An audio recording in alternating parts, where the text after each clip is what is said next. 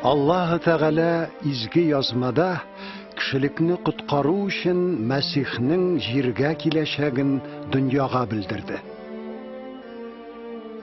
Гайсаның тормышы аның борынгы пәйгамбәрләр сөйләгән зат булуын ачык дәлилли.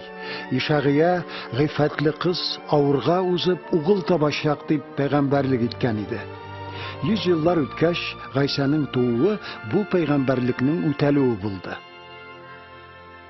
Ул изге зат Аллаһ Тәгаләнең рухи улы дип аталачагы турында да белдерде изге язма.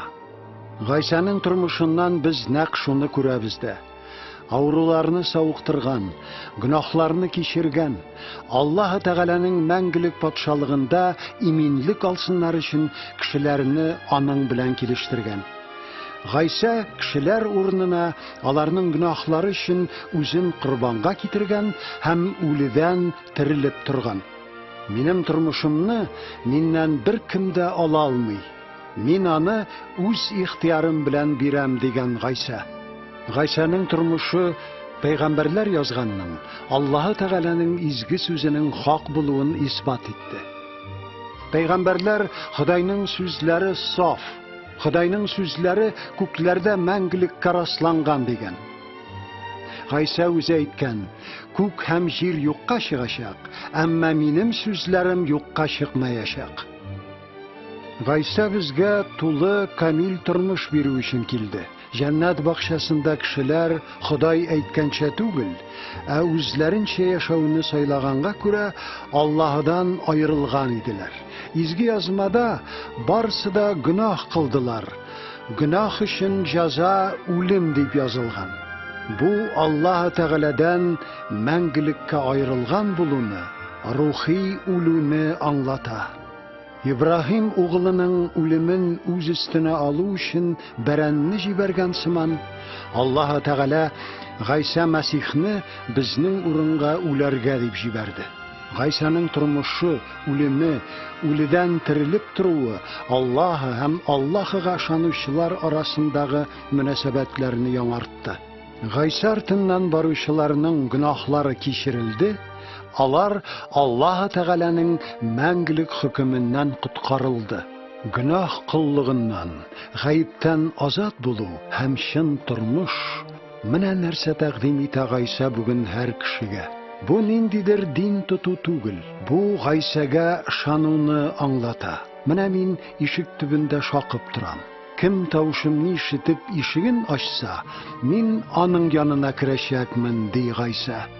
Гайсага иман китерү, Гайсага эндәшүне, гөнаһларыбызны кичерүен үтенүне, аңардан безне үзе күрергә теләгәнчә итеп үзгәртүен соравыбызны аңлата.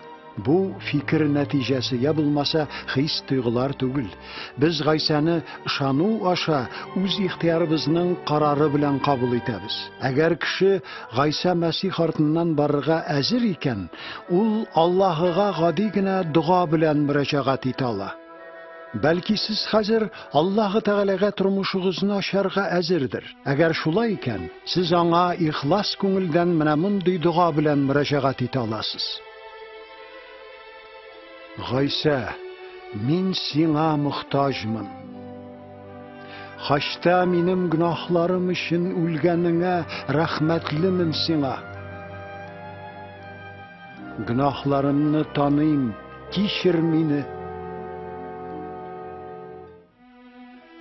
Мин сине коткаручым һәм тормышымның хуҗасы итеп чакырам.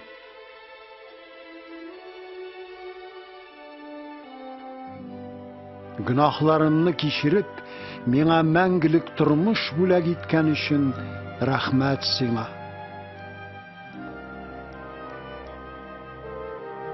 Мине нинди кеше итеп күрергә телисең, шундый итеп үзгәрт. Чөнки хәзер мин синең артыңнан барачакмын. Амин. Гайса үзенең артыннан баручылар турында булай дигән: Минем сарыкларым минем тавышны ишетәләр. Мин дә аларны таныйм һәм алар минем арттан баралар. Гайса сөйләгән тулы тормыш белән яшәү өчен аның артыннан баручылар һәр көн дуга кылып Аллаһы белән сөйләшәләр. Аның сүзләрен укыйлар, тыңлыйлар. Башкаларга Гайса турында сөйлиләр. Аны яратучылар һәм аның артыннан иярүчеләр белән очрашалар.